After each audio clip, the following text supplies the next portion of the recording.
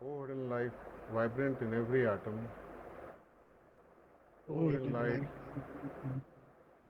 shining in every creature. O hidden love, embracing all in oneness. May each who feels himself as one with thee know he is also one with every atom. नमस्कार, आप सबका स्वागत है Shankar laws की meeting के अंदर। और आज के हमारे स्पीकर हैं ब्रदर एस के पांडे जी।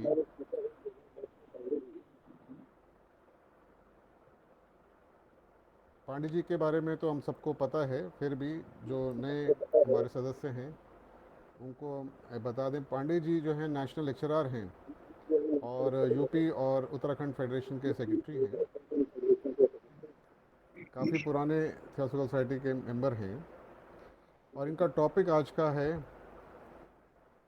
मन। मन ही बंधन, मन ही मोक्ष। Mind is the bondage and mind is the freedom also. तो और देरी ना करते हुए मैं रिक्वेस्ट करता हूँ ब्रदर एस के पांडे जी को कि वो अपना लेक्चर को स्टार्ट करें। धन्यवाद गुप्ता जी। अ, और सभी को अभिवादन है। हमारे जो भाई बहन आज की इस मीटिंग में यहाँ पर सभा में एकत्रित हैं हम सब लोग। और जब हमसे पूछा गया तो राजीव जी ने पूछा हमसे, माथुर साहब ने, तो बस ऐसे ही मेरे मन में आया कि चलो इस पर भी हम लोग चर्चा करते हैं। मन ही बंधन, मन ही मोक्ष। और आज मैं सबसे पहले थोड़ा सा विचार हम लोग करेंगे शुरुआत में वॉइस ऑफ साइलेंस के ऊपर। ज़्यादा नहीं, क्योंकि बहुत सारे मैंने कई ग्रंथों को लिया है और जो बड़े महत्वपूर्ण हैं और जिस पर हम लोग थियोसॉफी में चर्चा भी करते रहते हैं। तो पहले गुप्ता जी, मेरी आवाज़ जा रही ना ठीक? जी जी, बिल्कुल बिल्कुल, एकदम सही आ रही है। तो चलिए, मैं ये वॉइस ऑफ साइलेंस से हम सभी लोग परिचित हैं। The voice of the silence, madam Blavatsky की ये छोटी सी पुस्तक, हालांकि छोटी है कहने के लिए, लेकिन पूरी गागर में सागर है। तो आज मन की बात उठी है, तो मन की बात में जो फ्रेगमेंट वन है, पहला फ्रेगमेंट है। और इस वॉइस ऑफ साइलेंस में तीन फ्रेगमेंट है, जिनको थ्री हॉर्स के भी रूप में हम लोग जानते हैं। तो जो ये भी शिष्य और गुरु का एक तरह से संवाद से ही शुरू होती है। जैसे विवेक चूड़ामणि जो है वो गुरु और शिष्य के संवाद से शुरू हुई है। जो अष्टावक्र गीता है, संहिता है, वो भी वैसे ही शुरू हुई है। तो आप देखें, ढेर सारे ग्रंथ हमारे ऐसे हैं जहाँ गुरु और शिष्य की संवाद की परंपरा से ही उसकी बिगिनिंग हुई है। तो ये जो थ्री हॉल्स हैं, थ्री फ्रेगमेंट हैं the voice of the silence में, ये पथ की तीन अवस्थाएं हैं। शिष्य है, मार्ग पर जा रहा है और वो चल पड़ा है, तो तीन अवस्थाओं का यहाँ पर मैडम ने जिक्र किया है। और ये तल भी हैं, थ्री लेवल्स हैं, लोक हैं और प्लेन्स हैं और चेतना के भिन्न भिन्न स्तर हैं। तो देखिए, पहला जो हॉल ऑफ इग्नोरेंस है, ये अविद्या या अज्ञान की अवस्था है। इसमें फिजिकल प्लेन है। और हॉल ऑफ लर्निंग जो है, ये एस्ट्रल और मेंटल, लोअर मेंटल प्लेन है। तो ये हॉल ऑफ प्रोबेशनरी लर्निंग है एक तरह से। यहाँ हम बहुत सी अपने एस्ट्रल, अपनी भावनाओं से, अपने विचारों से बहुत कुछ सीखते हैं यहाँ पर। तो ये लर्निंग का क्षेत्र है। तो आप देखिए, फिजिकल की जो चेतना थी, उससे थोड़ा सा ऊपर उठ करके एस्ट्रल की और फिर मेंटल की। तो इसको हमेशा हमें ध्यान में रखना है कि ये अवस्थाएं हैं, चेतना की अवस्थाएं हैं, कोई हॉल नहीं है फिजिकल कि हम वहाँ प्रवेश कर रहे हैं। तो ये हमारी चेतना की ही अवस्थाएं हैं जो ऊपर ऊपर उठती जा रही हैं। और तीसरा है हॉल ऑफ विजडम, जो ज्ञान लोक है। इसमें हायर मनस है और बुद्धि है। तो मैं इस पर ज्यादा न जा करके, क्योंकि आज का हमारा विषय वॉइस ऑफ साइलेंस पुस्तक नहीं है। मैडम कह रही है, seek out the Raja of the senses, the thought producer, he who awakes illusion. तो कह रही कि जो सेंसेस का, इंद्रियों का राजा है, हम लोग उसको ढूंढे, जो कि विचारों का जनक है, जनन पैदा करने वाला विचारों को, और जो भ्रम पैदा करता है, जो माया का एक तरह से क्षेत्र उसी के नाते पैदा होता है माया, जो हम लोगों के लिए, माने वो माया की बात नहीं जिससे सृष्टि आई है, हमारा मन जो है हमारे लिए भ्रम पैदा करता है। सो वो कह रही है कि the mind is the great slayer of the real, जो सत्य है मन उसका हंता है। And let the disciple slay the slayer, और जो शिष्य है वो कह रही है कि उसको उसका हनन करना चाहिए। पर ये बहुत ऐसा ग्रंथ है, ऐसी ऐसी पुस्तक है ये। एक ये भी हमारे मन में संदेह हो सकता है कि स्लेयर ऑफ द रियल, तो क्या जो रियल है, जो सत्य है, क्या उसको स्ले किया जा सकता है, उसका हनन किया जा सकता है? तो ये यहाँ पर ये सारी चीजें हमको बिटवीन द लाइंस, ये पंक्तियों के बीच में जो इसके सार गर्भित अर्थ हैं उसको समझने की जरूरत है। तो यहाँ जरूरत है कि माइंड ने जो उसके ऊपर, सत्य के ऊपर एक लेप लगा रखा है, जो आवरण बना रखा है, जो वस्त्र जीनी चादर बना रखी है, उसकी बात हो रही है। तो वो कह रही हैं जो वृत्तियां हैं, जो जैसे पतंजलि योग सूत्र में योगस चित्त वृत्ति निरोधा की बात की, तो ये नहीं है कि चित्त को कोई हनन कर सकता है, चित्त को हटाया नहीं जा सकता, निरोध नहीं किया जा सकता, लेकिन वृत्तियों का जो निरोध किया जा सकता है। तो कह रही है कि चेतन मन की जो सक्रियता के कारण हम मन की तह में पहुंचकर इसके स्वभाव को नहीं समझ सकते। तो उन्होंने कहा ना, seek out the Raja of the senses. तो यहाँ इसको हमने थोड़ा विस्तार किया है कि इसको हम नहीं समझ सकते जब तक कि हमारा मन बहुत सक्रिय है, इंद्रियां सक्रिय है। इसके लिए शांत मन की आवश्यकता है। जैसे एक झील है और उसमें पानी है, तो पानी तलहटी में पड़ी वस्तुओं को हम तब तक नहीं देख सकते जब तक कि सतह पर जो झील पे रिपल्स है, जो तरंगे आ रही हैं, वो बंद नहीं हो जाती। वैसे ही मन भी है, और उसमें उठती विचार तरंगों को शांत किए बिना मन के भीतर झांक सकना दुष्कर ही नहीं, असंभव है। इसीलिए ये जो हमारे भावनात्मक वो है, साइकोलॉजिकल रिजर्वेशंस हैं, जो हमारी धारणाएं हैं, जो हमारी परंपराएं हैं, जो हमारी मान्यताएं हैं, जो हमारा भय है, जो हमारा द्वेष है, जो हमारे संस्कार है, ये सारी सब इसकी झीनी चादर है, इसके ऊपर चढ़ी हुई सत्य के ऊपर जो मन क्रिएट करता रहता है। इसीलिए इसको शांत करना हमारा प्रथम कर। तो देखिए कि ऑब्जर्व क्या करें हम मन को समझने के लिए। तो पहली बात है कि ये जब हम शांत मन से या ध्यान के अवस्था में बैठते हैं, तो हमें क्या करना है, ड्रिफ्टिंग ऑफ माइंड, ये जो मन का डेविएशन है, जो विचलन है, जो विक्षेप है, इसको वॉच करना है। और ये देखना है कि ये किधर जाता है, ये बार बार किन चीजों की तरफ आकर्षित होता है, बार बार किससे इसका संबंध स्थापित करता है। तो इसीलिए हमको ये जरूरत है कि इसको वॉच करें कि ये कहाँ कहाँ जाता है, किस तरफ जाता है।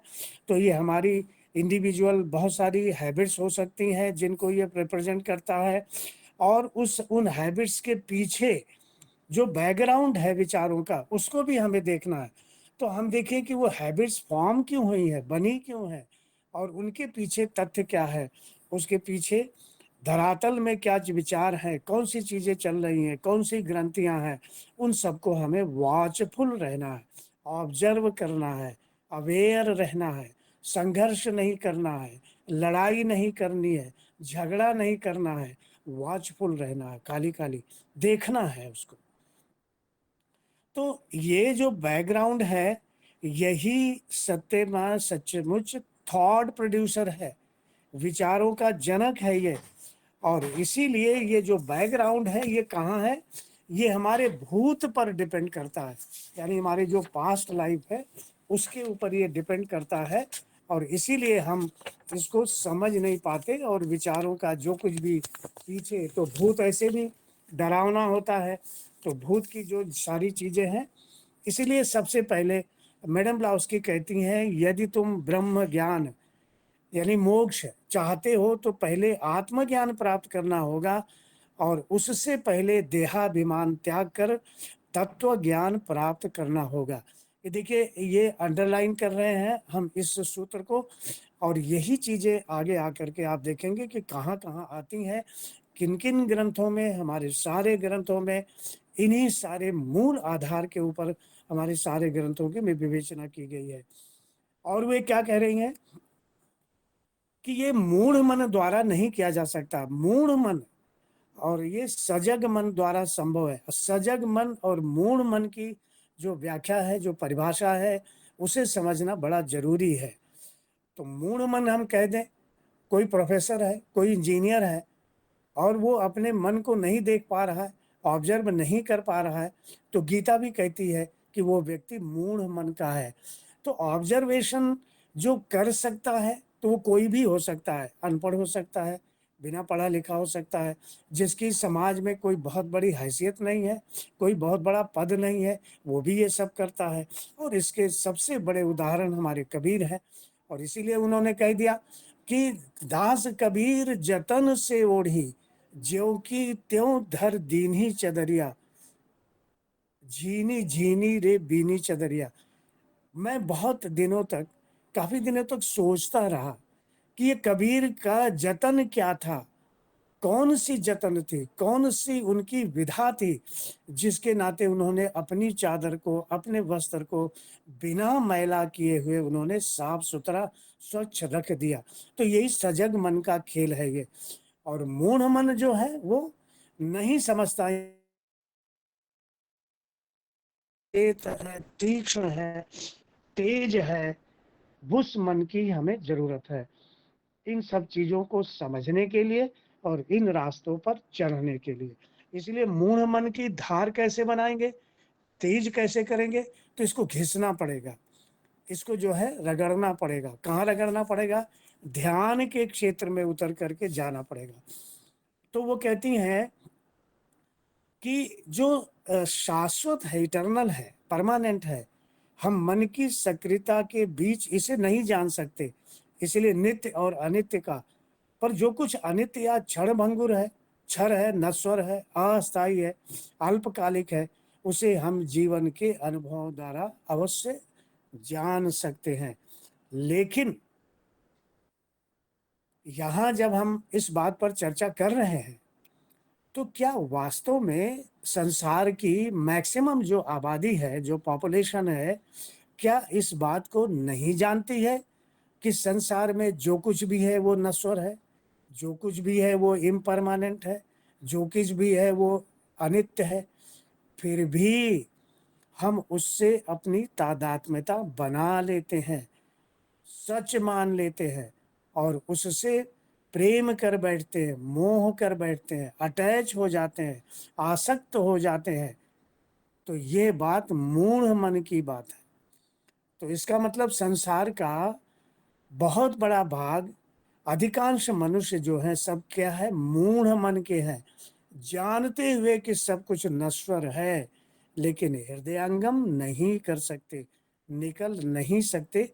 ये बात देखिए वॉइस ऑफ साइलेंस यहीं पर सीधे-सीधे हमारे लिए बता रही है, और वो कह रही है कि जो बुद्ध का फर्स्ट नोबल ट्रुथ है, वो यही बात कहता है कि मन का जो फ्लीटिंग है, जो उसका डेविएशन है, एंड द ट्रांजिटरी, और जो the first noble truth of the lord Buddha, to realise what is fleeting, to realise what is the transitory, realise, not to just not to no.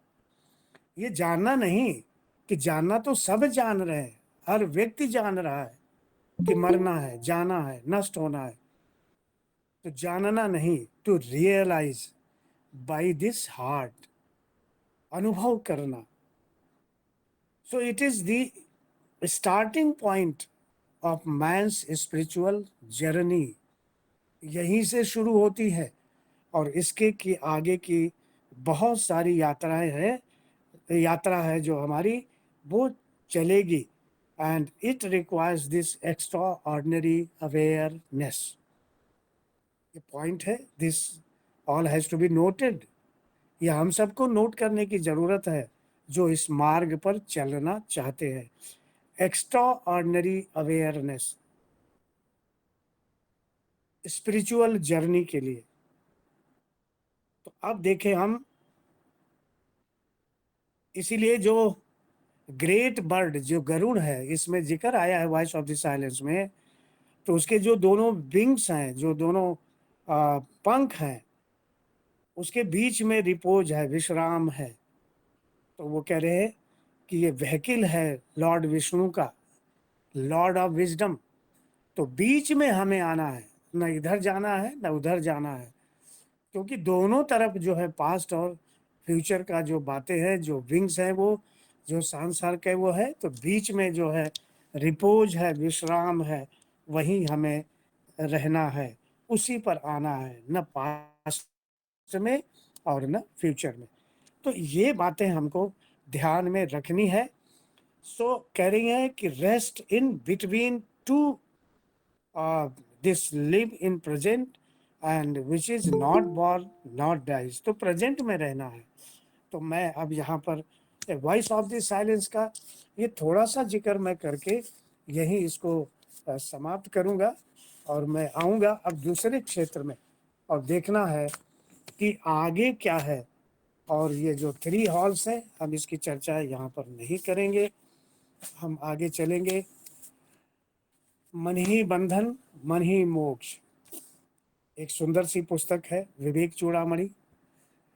और जिन लोगों ने अध्ययन किया है बहुत अच्छी बात है, जिन्होंने नहीं किया है शुरू करें। आज हो सकता है मैंने बहुत विस्तृत इसमें से नहीं उठाया है, क्योंकि उतना हम चर्चा भी नहीं कर सकते। तो विवेक चूड़ामणि है, शिष्य गुरु से पूछता है, शिष्य गुरु से पूछता है, को नाम बंधा कथमेश आगता। मन बंधन मन ही बंधन मन ही मोक्ष। और क्या पूछ रहा है शिष्य? कह रहा है को नाम बंधा, बंधन किसे कहते हैं। बहुत सुंदर भाषा में है, सरल भाषा में है, सारे श्लोक हैं, हमने इसको तोड़ दिए हैं, इसलिए आप समझने में बिल्कुल दिक्कत नहीं होगी। कथमेश आगता, कहाँ से आते हैं ये, और ये अस्तित्व में कैसे आते हैं। कथम प्रतिष्ठास्य, और ये कैसे बना रहता है बंधन।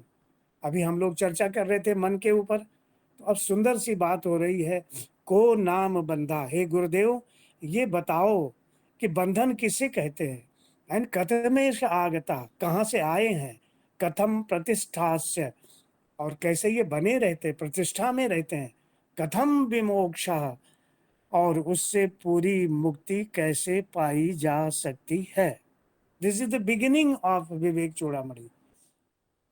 दिस वंडरफुल जो ये शास्त्र है, जो विवेक चूड़ामणि इसी से शुरू करता है। कितनी सुंदर बात है, इसमें ऐसा कुछ नहीं है। हम लोग समझते हैं कि संस्कृत में श्लोक हैं तो दिक्कत होती है, कोई ऐसी बात नहीं है। अगर हम तोड़े तो हम देख रहे हैं, हम तोड़ तोड़ के आपसे बोल रहे हैं, तो क्या दिक्कत आ रही, कुछ समझने में दिक्कत आ रही। को नाम बंधा, नाम बंधा, बंधन किसे कहते हैं। कथमेश आगता, कहाँ से आया है। कथम प्रतिष्ठा से, कैसे इसकी प्रतिष्ठा है। और कथम विमोक्षा है, कैसे विमोक्ष को प्राप्त किया जा सकता है। क्या हो गया, मन ही बंधन मन ही मोक्ष। यही से शुरू करते हैं, आगे कह रहे हैं। अब देखिए सुंदर सा जवाब है, अत्र अनात्मति अहम इतमति ही बंधा एषः अस्य पुंसः। यहाँ अनात्मा में, अत्र अनात्मनि अहम, यहाँ अनात्मा में मैं हूं, इतमति ऐसा भाव। अनात्मा माने ये जो शरीर, जो आत्मा नहीं है, जो अनित्य है, मैं हूं उसमें, ऐसा भाव बंधन है। कोई समझने में दिक्कत है? कोई दिक्कत नहीं।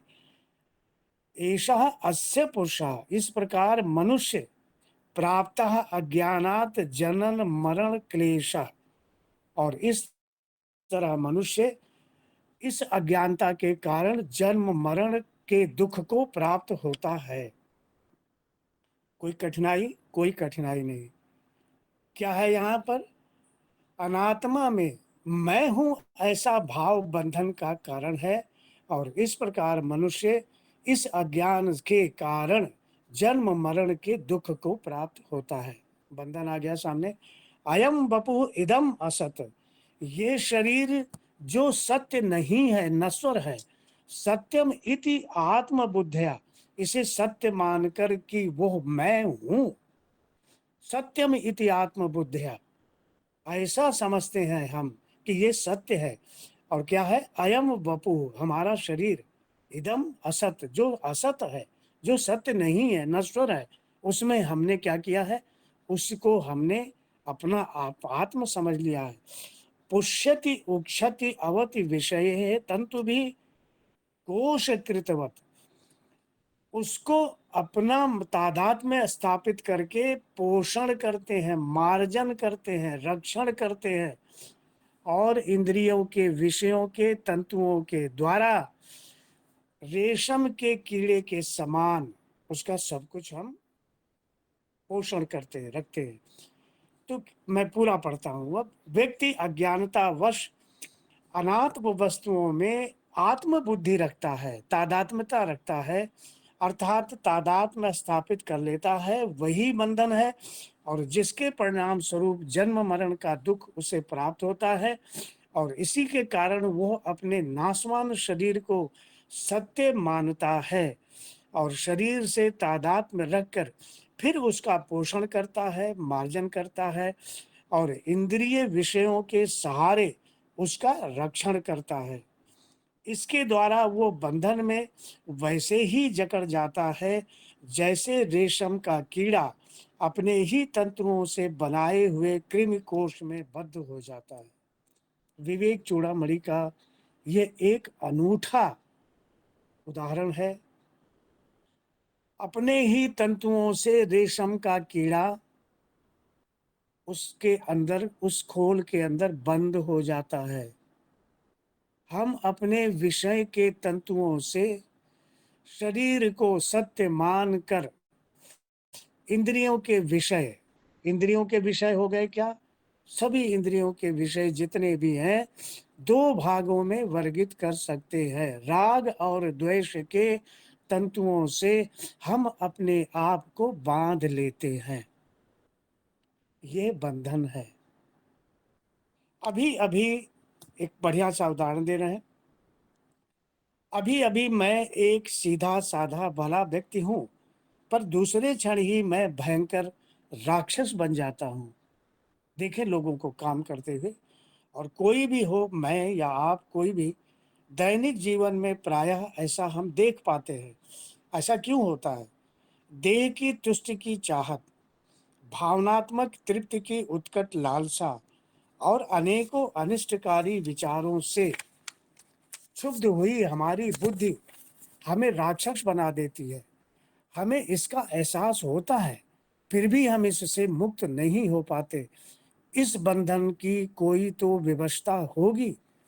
इस भयानक दुख का प्रकट होना ये इंगित करता है कि मैं आत्मा होते हुए भी अपनी मूर्खता के कारण अज्ञान से अपने को अनात्मा समझ रहा हूं।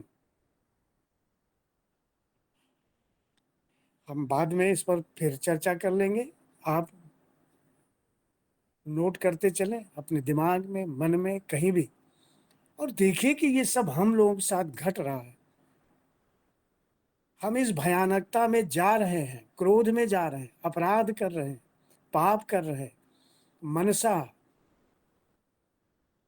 मन से, भावना से, वाणी से, कर्म से, शरीर से, ये सब कर रहे हैं। हमारे आसपास घट रही घटनाएं, उनकी तो छोड़ दीजिए, जो सामान्य व्यक्ति है, हम यहाँ जो चर्चा करने बैठे हैं, हम में भी ये सब हो रहा है। तो देह जन्म से पहले नहीं थी और मृत्यु के बाद भी नहीं रहेगी, परंतु वर्तमान में उसकी सत्ता प्रतीत होती है, और यही भ्रांति है। परंतु मनुष्य आध्यात्मिक अज्ञानवश इस नश्वर देह को ही अपना यथार्थ स्वरूप समझने लगता है। ये बड़ा कठिन है।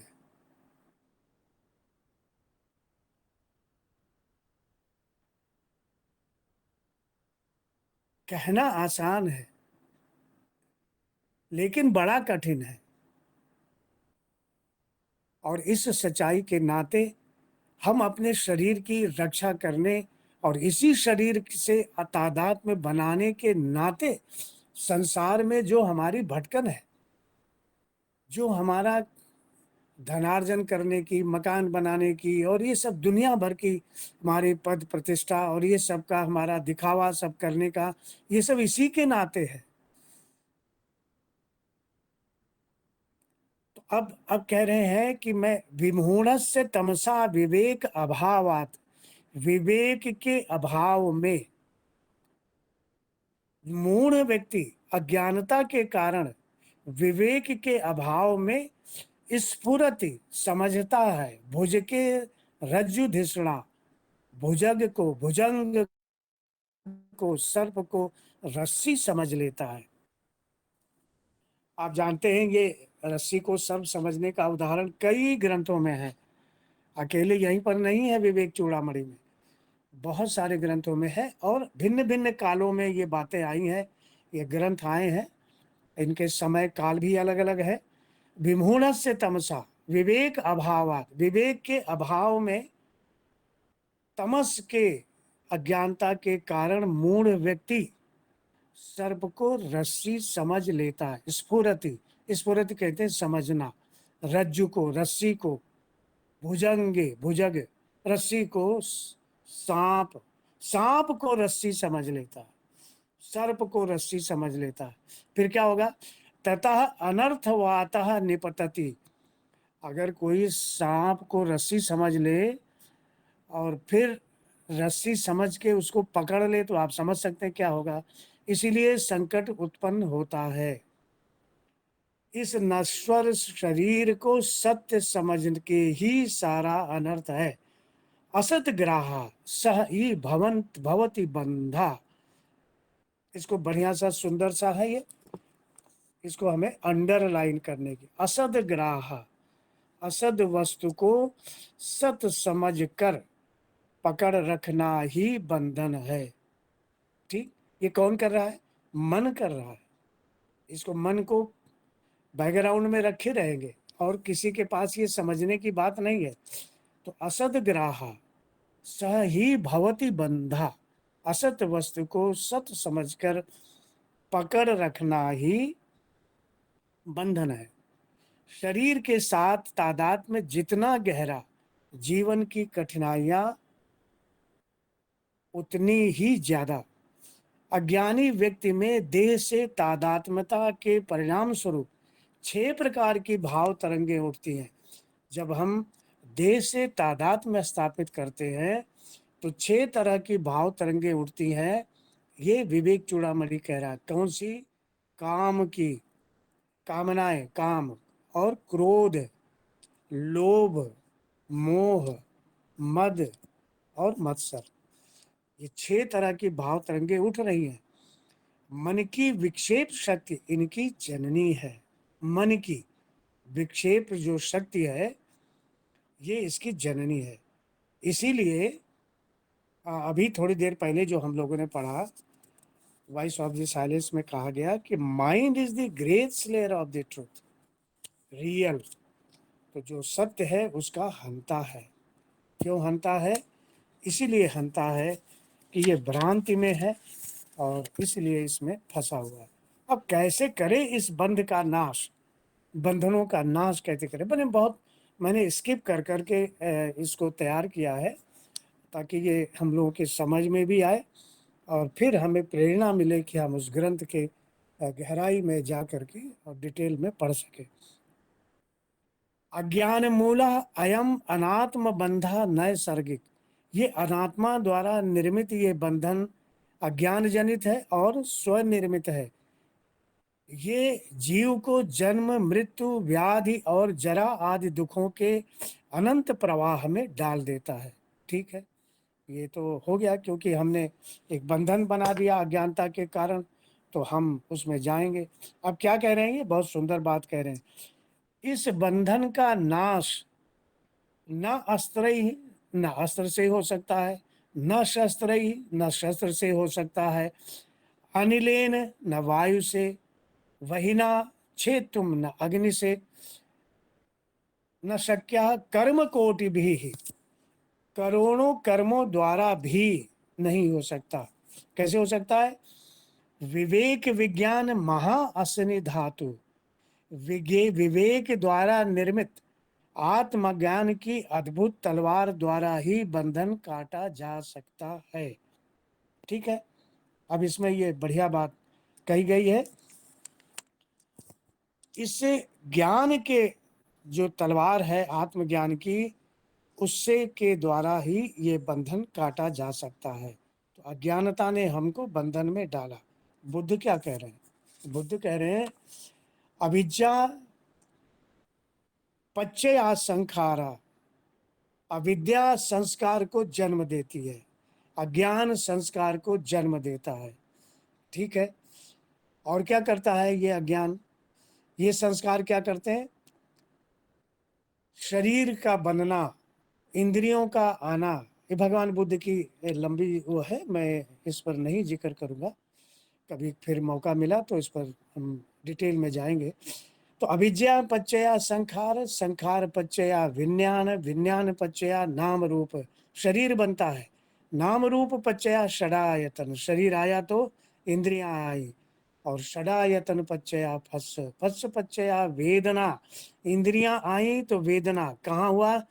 और वेदना पच्चया तणहा, यानी जब इंद्रियों से विषयों का समागम हुआ, स्पर्श हुआ, संवेदना पैदा हुई, तो इस संवेदना के नाते तृष्णा पैदा हुई। ये तृष्णा राग और द्वेष की तृष्णा थी। ये हमारे तृष्णा बार बार हमारे जन्म का कारण बनती है।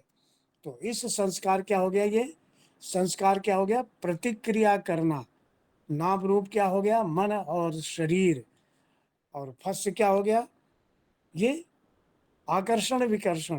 तो ये सारी चीजें पैदा हो रही हैं, और यही आकर्षण विकर्षण जो तृष्णा का है, ये हमारे जन्म का कारण बनता है। तो कह रहे हैं वो कि एक बार जब पैदा हो गए तो जाति जो है, जरा मरणं शोक परिदेव दुख दो मनस्य, सभी कुछ ले करके आती है। मन का दुख लाती है, बुढ़ापा लाती है, मृत्यु लाती है, शोक ले आती है, और इस तरह से हमारे जीवन में दुखों का पहाड़ पैदा हो जाता है। अब ये क्या कह रहे हैं? इन्होंने कहा ज्ञान के, आत्मज्ञान के अद्भुत तलवार से बंधन को काटो। बुद्ध ने क्या कहा? अविद्या निरोधा संखार निरोधो, अविद्या का निरोध करो विद्या से, तो क्या होगा? संस्कार का बनना बंद हो जाएगा। तो बनना बंद हो जाएगा, क्या हो जाएगा? बनना बंद हो गया तो अविद्या अशेष विराग निरोधा संखार निरोधो, और ये सब हो गया तो जाति निरोधा मरणं शोक परिदेव दुख दो मनस्य उपायस्य निरुद्धन्ति एवमेतस्य केवलस्य दुखम खंडस्य निरोधो होति। ये जो जन्म मरण दुख शोक और ये सब कुछ था, तो जैसे ही ज्ञान आया, जैसे ही आत्मज्ञान आया, वैसे ये सारे दुख जो है वो समाप्त हो गए। See the similarity of the scriptures. वाणी जो है बुद्ध की वाणी, या शंकराचार्य जी ने लिखा, या अष्टावक्र ने जो कुछ भी कहा, देखिए कि ये वाणी इस समय काल की, ये बिल्कुल इसमें व्यवस्था नहीं है। जो ये ज्ञान है ये हर काल में यही रहा है, कल भी यही था, आज भी यही है, और कल भी यही रहेगा। और इसीलिए हमको इधर उधर भागना नहीं है कि कुछ हम इस किताब से पढ़ लें, कुछ इस किताब से पालें। मूल जो बात है हमें उस पर जाना है। इसीलिए वॉइस ऑफ द साइलेंस में मैडम ब्लाउस्की ने कहा, हे शिष्य मन का हनन करो, स्ले दी स्लेयर। कैसे स्ले करो? भगवान बुद्ध ने कैसे कहा? उन्होंने कहा विपश्यना द्वारा, ध्यान द्वारा मन को तीव्र करो, तीक्ष्ण करो, माइंडफुलनेस, अवेयरनेस पैदा करो, और फिर हमारे मन के भीतर उठते हुए जितनी भी इसके संस्कार हैं, जितनी भी कामनाएं हैं, जितनी भी वासनाएं हैं, सबको ऑब्जर्व करो, सिर्फ ऑब्जर्व करो, सिर्फ अवेयर रह करके बनो। और पतंजलि ने कहा योगश्चित्त वृत्ति निरोधा, चित्त की वृत्तियों का निरोध करो, ऑब्जर्व करो। सीधी जो रिपल्स हैं, जो उसके अंदर तरंगे उठ रही हैं चित्त के अंदर, उसको देखो। उसमें बड़ा डिटेल है पतंजलि का, लेकिन हम यहाँ बहुत सरल भाषा में आपके सामने रखना चाहते हैं। वो कुछ भी हो सकता है हमारे भीतर, बदला लेने की भावना हो सकती है, द्वेष की भावना हो सकती है, घृणा की भावना हो सकती है, भय की भावना हो सकती है। It is to just to observe everything.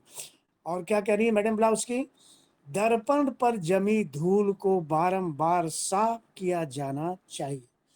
अगर प्रतिबिंब स्पष्ट रूप से देखना है तो दर्पण को साफ किया जाना चाहिए।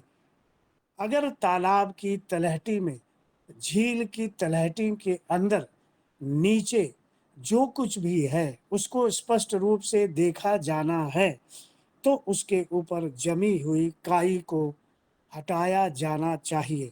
शैवाल अपने सलिलम प्रतीयते, विवेक चूड़ामणि कहती है शैवाल अपने, जो शैवाल है, जो काई लगी हुई है, एलगी है, उसको हटाना जाना चाहिए।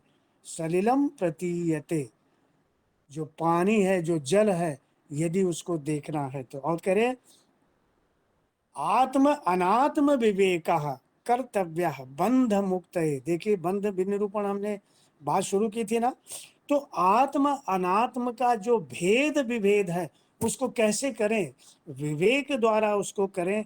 कर्तव्य कर्म करें, कर्तव्य बंध मुक्त। आत्मा और अनात्मा का विश्लेषण विवेक द्वारा किया जाना चाहिए, तभी बंधन मुक्ति होगी। ठीक है ना, सुंदर सी बात यहाँ पर आ गई। असद ग्रह सह ही भवति बंधा, असत वस्तु को सत समझकर पकड़ कर रखना ही बंधन है। और क्या करना, आत्म अनात्म विवेक कर्तव्य बंध मुक्त। जो आत्म अनात्म नित्य अनित्य नश्वर अनश्वर जो कुछ भी है उसका भेद विभेद विवेक द्वारा किया जाना चाहिए। जैसे रेशम का कीड़ा अपने द्वारा बनाए तंतुओं को काट कर सुंदर से पंख उसमें आते हैं, तितली बनकर वो आकाश में उड़ जाता है, मुक्त हो जाता है, बंधन मुक्त हो जाता है।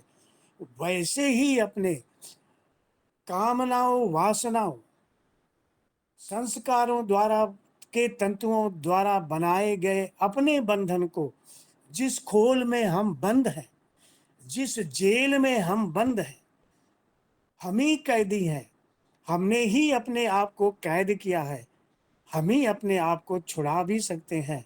लेकिन जेल से जब तक मोहब्बत रहेगी, कामनाओं वासनाओं से जब तक मोहब्बत रहेगी, जब तक उन्हें हम स्वयं समझते रहेंगे अपने आप को, ये मेरा है मेरा है मेरा है, तब तक आकाश में उड़ जाना हमारे लिए असंभव है। इसलिए इन तंतुओं को काटना है। तो क्या कह रहे हैं वो, मैं अब थोड़ा शीघ्रता करता हूं। अब कह रही है अन्न भावना अन्नेन जीवति विनश्यति तत् विहीना। कह रही ये देह तो अन्न से उत्पन्न हुई है, अन्न से जीता है, अन्न बिना मर जाता है।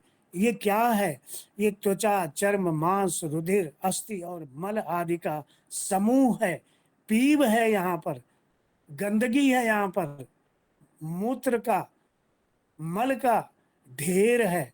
भगवान बुद्ध क्या कह रहे हैं, भगवान बुद्ध कह रहे हैं कायानुपश्यना, काया से मोहब्बत है ना अपने आप को, तो देखो ये क्या चीज है। वो कह रहे हैं कि जैसे एक पंसारी की दुकान में आप काया को बहुत प्रेम करते हैं, अपनी हो या दूसरे की हो, अपनी प्रेमिका की काया को प्रेम करते हैं और अपनी काया को प्रेम करते हैं। तो भगवान बुद्ध कहते हैं जैसे पंसारी की दुकान में चावल गेहूं दाल मसाला आटा इत्यादि बोरे भरे होते हैं, उसी तरह से हमारी काया है एक बोरे थैले के समान।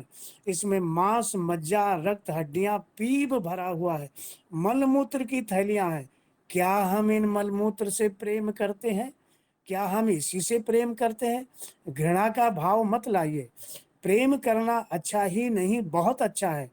मैं तो यहाँ तक कहूँगा कि यदि किसी ने प्रेम नहीं किया तो संसार का सब ज्ञान व्यर्थ है। तो प्रेम करना अच्छा है। प्रेम हमें भगवान तक पहुँचा देगा। ये मेरी अपनी बातें हैं। और प्रेम हमारी रक्षा करेगा। प्रत्येक दुख से, बला से, बीमारी से, सबसे रक्षा करता है। तो प्रेम करिए पर आसक्त मत होइए। शरीर का मोह मत करिए। हमारा प्रेम तो आत्मा से आत्मा का है। वाहन तो नाशवान है। वाहन से प्रेम करेंगे तो अंत में दुख ही आएगा। एक बात और, जितनी बातें काया के संबंध में पहले बताई वो भी सत्य है, और काया से प्रेम भी सत्य है। केस बड़े सुंदर हैं, नाखून बड़े सुंदर हैं, त्वचा बड़ी सुंदर है। हम प्रायः प्रेम में ऐसा व्यक्त करते हैं। लेकिन ये सुंदर तब है, तब तक है जब तक संश्लिष्ट है, शरीर से जुड़े हुए हैं। और जैसे ही वो अलग होते हैं, शरीर से विलग होते हैं, घृणावत हो जाता है। बाल नीचे गिरा तो घृणावत हो गया, नाखून नीचे गिरा तो घृणावत हो गया। तो ये बहुत सारी चीजें आप देखें कि हमारे जीवन में सौंदर्य कैसे है, संश्लिष्ट है, ईश्वर से जुड़ा हुआ है तो ये शरीर सुंदर है, और ईश्वर से कटा हुआ है तो सुंदर नहीं है। तो कह रहे हैं भगवान बुद्ध, अनासक्त भाव से शुद्ध प्रेम का जीवन जीना ही विपश्यना है। ये पहला चरण है। यही मन और हृदय का अंतर समझ में आता है। तो आप देखिए कि भगवान बुद्ध की वाणी कायानुपश्यना, उन्होंने 4 विपश्यना के चरण दिए। वेदनानुपश्यना, चित्तानुपश्यना, धम्मानुपश्यना। कभी डिटेल में बात करेंगे, लेकिन आज हमने इसको इसलिए उठाया कि आप देखिए कितनी समानता है। और ये जो श्लोक हमने कहा, अन्ना भवना अन्नैन जीवित विनश्यति तत् विहीना, इसके आगे और भी श्लोक है। तो उसमें वो कह रहे हैं ये त्वचा, चर्म, मांस, रुधिर, अस्थि और मल इत्यादि का जो समूह है, क्या हम इसी से प्रेम करते हैं? वही बात भगवान बुद्ध ने कही। आप देखिए दोनों का समय काल अलग अलग है, फिर भी इस ढेर से तादाद में भाव मूर्ख ही करते हैं। ये स्वयं प्रकाशित नित्य शुद्ध आत्मा कभी भी नहीं हो सकती। यानी कि आप, ये रियल मनुष्य नहीं है। जो वास्तविक मनुष्य है वो कुछ और है। ये शरीर जो है ये मैं नहीं हूं, मैं देह हूं। इस भाव का त्याग करना है। न घर, न धन, न पत्नी, न बच्चे, न पद, न प्रतिष्ठा, कुछ भी नहीं। किसी का त्याग नहीं करना है। इसी संसार में रहना है, और इस संसार के सौंदर्य का भोग भी करना है। पर किस भाव से? अनासक्त भाव से। ईशा वास्यमिदम सर्वम यत किंच जगत्याम जगत तेन त्यक्तेन भुंजी था माग्रदा कश्य शुद्ध। दोबारा भोग करने की लालसा न पैदा हो। भोग करें इस सौंदर्य का, जो कुछ भी हमारे सामने लाया गया है, पर केवल इस देह भाव को छोड़ना है। मैं और मेरे का भाव छोड़ना है। विवेक वैराग्य गुण अतिरेकात् शुद्धतम आसाध्य मना विमुक्त भवति। विवेक और वैराग्य की प्रमुखता के कारण शुद्धता प्राप्त करते मन मुक्ति की ओर अग्रसर होता है। अतः बुद्धिमतः मुमुक्षु, अतः बुद्धिमान मुमुक्ष ताभ्याम अग्रे दृढ़ाभ्यास भवितव्यम। किसका अभ्यास करता है? विवेक और वैराग्य दोनों के अभ्यास को दृढ़ करता है। तो भगवान कृष्ण क्या कहते हैं? अर्जुन क्या पूछते हैं? चंचलम ही मनः कृष्ण प्रमाथि बलवत् दृढ़म। बड़ा मुश्किल है इसको रोकना। तो असंशय महाबाहो मनो दुर्निग्रहम चलम अभ्यासेन तु कौन्तेय वैरागेन च गृह्यते। तो ये श्लोक क्या कह रहा है? विवेक वैराग्य गुण अतिरेका। अगर ये विवेक वैराग्य का गुण प्रधान हो जाए हमारे जीवन में, तो एक जो मुमुक्ष तो हमारे मन को शुद्ध करेगा, मनः विमुक्तये भवति, बंधन ही मन ही मोक्ष का भी कारण बन जाएगा। मन ही बंधन, मन ही मोक्ष। तो क्या लाना है बीच में? अभ्यासेन तु कौन्तेय वैरागेन च गृह्यते, अतः बुद्धिमतः मुमुक्षो ताभ्याम अग्रे, पहले दृढ़ाभ्यास भवितव्यम। दृढ़ अभ्यास करे, दृढ़ बनाए इन दोनों गुणों को। अब मैं थोड़ी सी चर्चा, ज्यादा नहीं, कुछ चीजें अष्टावक्र संहिता से आपके सामने रखना चाहूंगा। समय भी कम है और इसमें ज्यादा भी मैंने इसलिए नहीं नोट किया।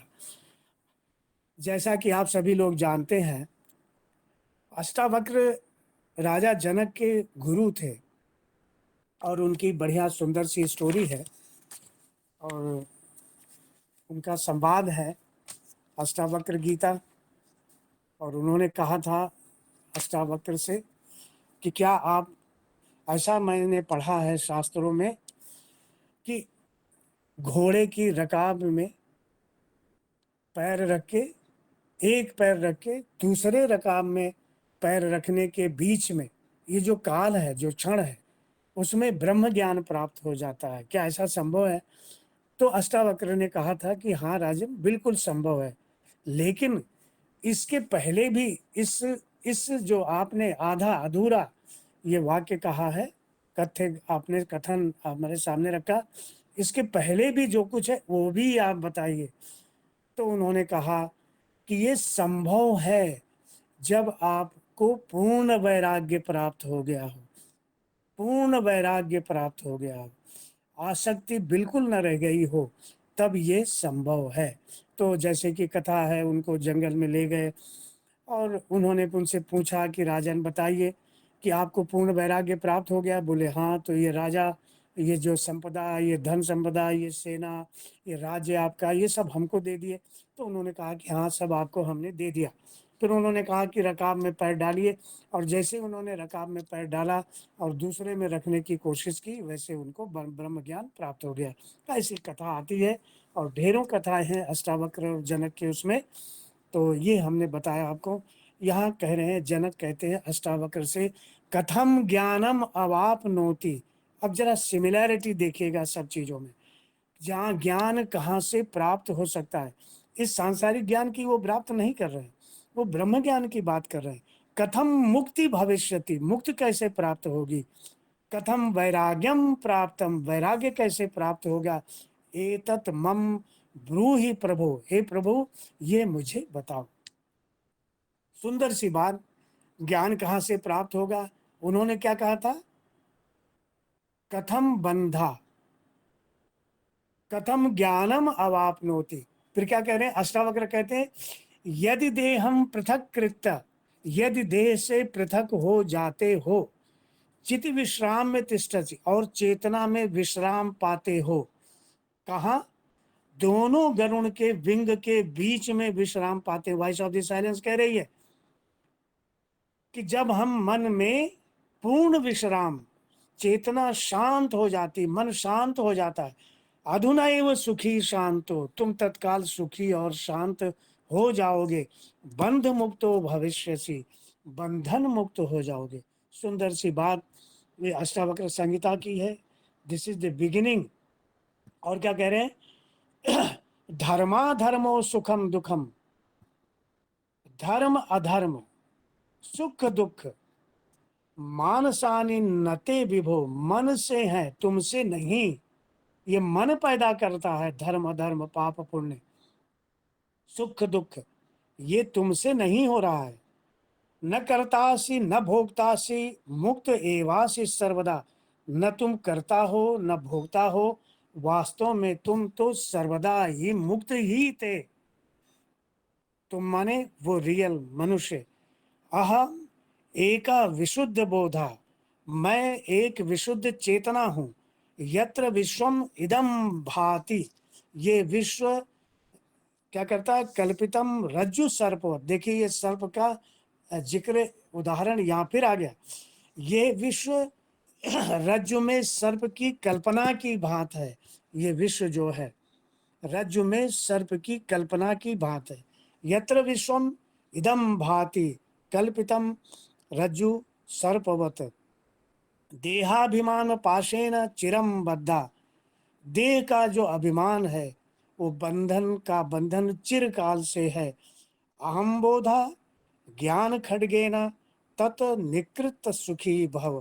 कह रहे हैं स्वबोध के आत्मज्ञान से, उसके खड्ग से, तलवार से, आपने देखा वहां फिर विवेक चूड़ामणि में यही बात, उसे काट कर सुखी हो जाओगे, बंधन मुक्त हो जाओगे।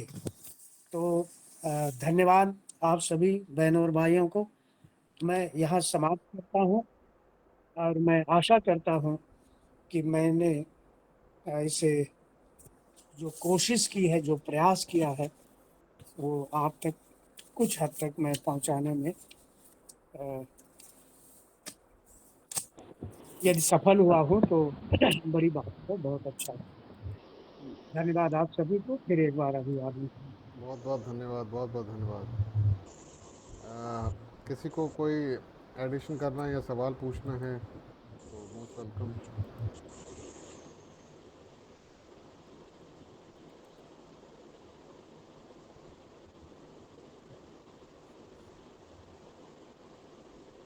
कोई जोड़ना है, किसी को कुछ और कहना है, जोड़ घटाव कर सकते हैं।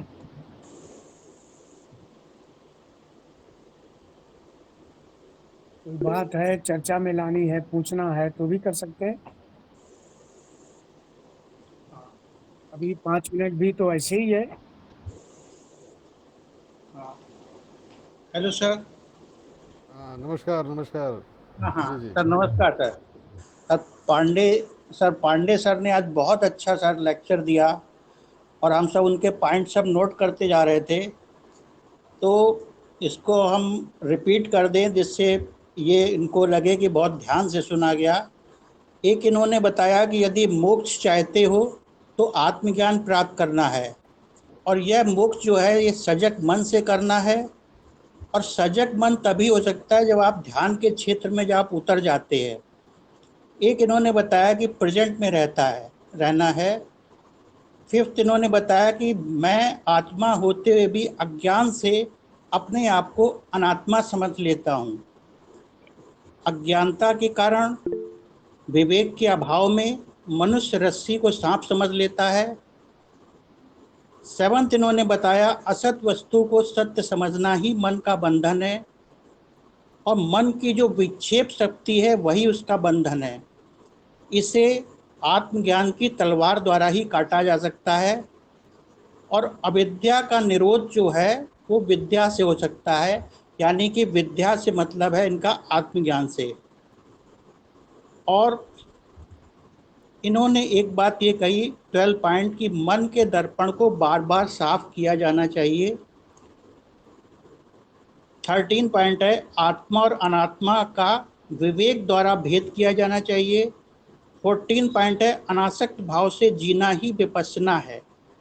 15 है विवेक और वैराग्य का अभ्यास करना है, और जब पूर्ण वैराग्य प्राप्त हो जाएगा तभी हम मोक्ष प्राप्त कर सकते हैं, और तभी मन जो है हमारा पूर्ण विश्राम को प्राप्त हो जाता है। तो आज पांडे सर ने बहुत बहुत अच्छे ढंग से इसको इन्होंने बताया, जो बहुत अच्छे ढंग से मतलब हम लोगों को समझ में आया। इन्होंने विवेक चूड़ामणि, अष्टावक्र संहिता गीता और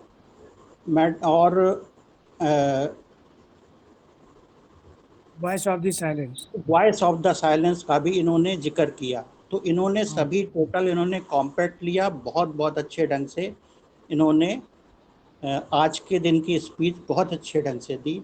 धन्यवाद सर, बहुत बहुत थैंक यू धन्यवाद। Brother, thank you. Parihar ji एक एक एक चीज करेक्ट कर लीजिए। जी जी। सांप में रस्सी नहीं देख रहा है। हाँ, सांप में रस्सी देख रहा है, रस्सी में सांप नहीं है, उसको आप सही कर लीजिए। जी ठीक सर। सर्प को रज्जू समझ रहा है, वो देख लीजिए, वो आपने देखा है ना, उसको जी जी करेक्ट जी। कर लीजिए। जी जी सांप ठीक को रस्सी समझेगा ना तभी हंसेगा। ठीक सर कल थैंक यू ब्रदर, थैंक धन्यवाद। यू। इंदू जी, आपने हाथ हाँ उठाया जी। हुआ है। हाँ जी जी, बिल्कुल, most welcome. Thank you sir, Pandey ji sir ने बहुत अच्छा बताया। तो एक मुझे ये कहना था कि आपने जो विवेक चूड़ामणि का जो बता रहे हैं, तो वो कौन सी वाली उसका डिस्क्रिप्शन बताया? क्या क्या आपकी आवाज इधर से कहीं डिस्टर्बेंस लेना है? फिर से सवाल करिए। इंदू जी बोल रही हैं।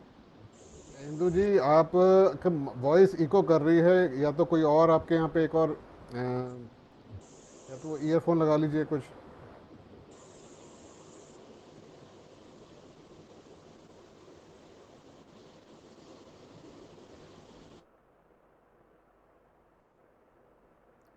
इंदू जी,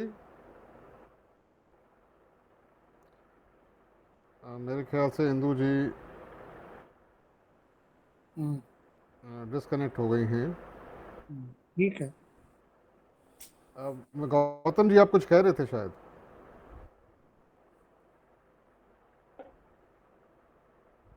कौन, श्याम सिंह जी हैं क्या? जी जी जी, हम्म, ऐसा लगा कि वो कुछ बोलना चाह रहे थे। गौतम जी कुछ ऐड करेंगे क्या? इंदू जी ज्वाइन कर गई। इंदू जी, आप कुछ दोबारा बोलेंगे, क्या आप बताना चाह रहे थे?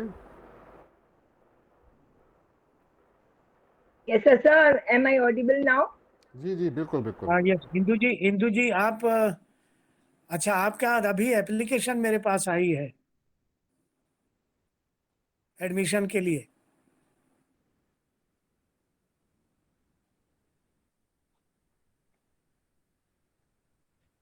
इंदू जी, आप बोलिए, क्या पूछ रहे थे आप?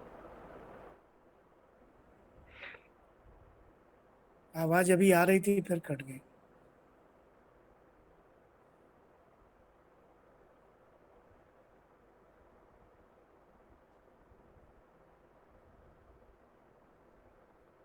राजीव जी, मैं क्वेश्चन पूछूं एक? जी जी, बिल्कुल बिल्कुल, हाँ। अनूप जी, बिल्कुल। आपका जो प्रवचन थे सब अच्छे समझ में आए मेरे को। आपने कहा है कि विवेक और वैराग्य से आप अपने आप को अध्यात्म के रास्ते पे आगे बढ़ा सकते हैं। विवेक तो मुझे समझ में आया है कि विवेक जो है अच्छे और बुरे का फर्क है। वैराग्य से आपका क्या मतलब है? बिकॉज हम लोग सब हाउस होल्डर्स हैं। वैराग्य से आपका क्या मतलब है? वैराग्य से मतलब ये है कि एक सिंपल से, जो हम लोग जैसे गृहस्थ हैं, घर अपने परिवार में रहते हैं, तो एक छोटा सा उदाहरण मैं दूंगा, उससे आप फिर बाकी पर अप्लाई कर सकते हैं। वैराग्य का मतलब अनासक्त भाव से जीवन जीना। तेन त्यक्तेन भुंजी था माग्रदा कसर से देना। यानी कि त्यक्त भाव से अगर हम चीजों का भोग करते हैं और वो हमें अच्छी लग रही है। एक छोटा सा उदाहरण दें, है तो बहुत क्रूड टाइप का।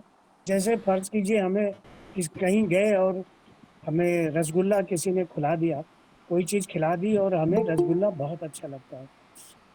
अब यदि हम सिर्फ रसगुल्ला ही खाने में जुट जाते हैं, बार बार लालसा होती है, मेरा दिमाग उसी में अटका रहता है, चाहे वो कपड़े हो पहनने के लिए, चाहे वो कोई आदत हो, किसी भी तरह की चीज हो, यदि हमारी आसक्ति है, बार बार उसी चीज को करने की लालसा पैदा होती है, तो इससे हमको दूर होना है। यही वैराग्य है। वैराग्य का ये अर्थ नहीं है कि हमें घर छोड़ करके और परिवार छोड़ के जंगल में चला जाना है।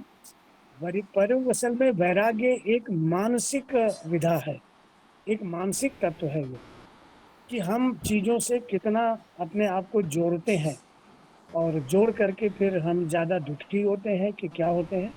लेकिन अगर हम अनासक्त भाव से जीते हैं, मेरे पास कोई चीज है और अभी चली गई, तो अब वो चली गई तो हम उस पर कितना दुख प्रकट कर रहे हैं, इस पर डिपेंड करता है।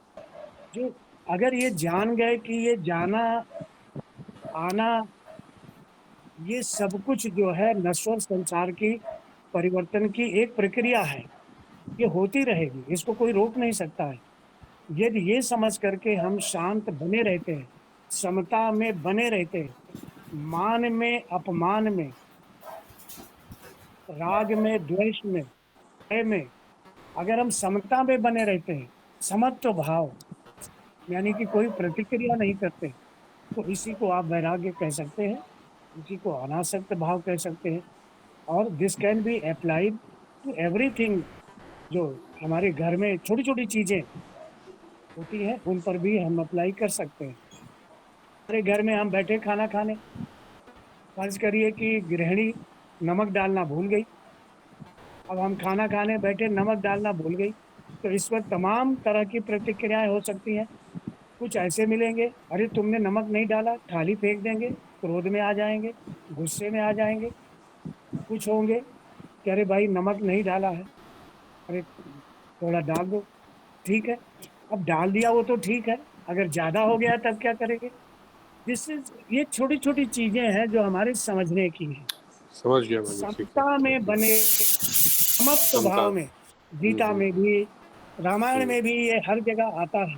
तमाम श्लोक आए हैं, तमाम चौपाइयां आई हैं कि मान में अपमान में, दुख में, यश में अपयश में जो समता में बना रहता है, सुख आया तो नाचता नहीं, दुख आया तो विलाप नहीं करता। ये है सारी, इसे आप वैराग्य समझ लीजिए, और यही वैराग्य है जो आगे जा करके कई जन्मों बाद जब हम उस जगह पहुंचते हैं तो सचमुच का एक वैराग्य आता है, जब हम अपने सारे रिश्ते को, सारे संबंधों को, सबको पूरा करके हम बहुत आगे बढ़ चुके होते हैं अपने आत्मज्ञान की प्राप्ति के लिए, ईश्वर की प्राप्ति के लिए। तो इसीलिए ये छोटी छोटी बातों में हमें अवेयर रहना है और हमें ध्यान देना है कि क्या हमारे सामने घट रहा है, तो हम उस पर क्या कर रहे हैं। अगर हम प्रतिक्रिया कर रहे हैं, क्रोध कर रहे हैं, घृणा कर रहे हैं, झगड़ा कर रहे हैं, द्वेष की भावना में, तो हम समता में नहीं हैं। ये समत्व का भाव ही वैराग्य का एक दूसरा पक्ष है, इसको ऐसे समझें। ठीक है, thank you very much. Thank you.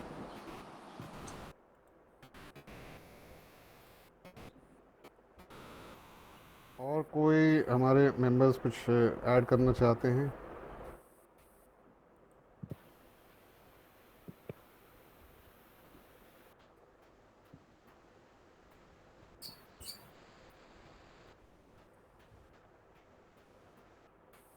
तो मेरे ख्याल से और तो कोई नहीं है, तो मैं आपका धन्यवाद करता हूँ ब्रदर पांडे जी। ठीक है, बहुत बढ़िया आपने हमें बताया प्रेयर करो। जी, और हम प्रेयर करते हैं और मीटिंग को क्लोज करते हैं। धन्यवाद ओ जी। Hidden life, vibrant in every atom, O hidden light, shining in every creature, O hidden love, embracing all in oneness, may each who feels himself as one with thee, know he is also one with every other. आप सबका बहुत बहुत धन्यवाद। Thank you. बहुत बहुत धन्यवाद सभी लोगों को, एक बार फिर सबका धन्यवाद।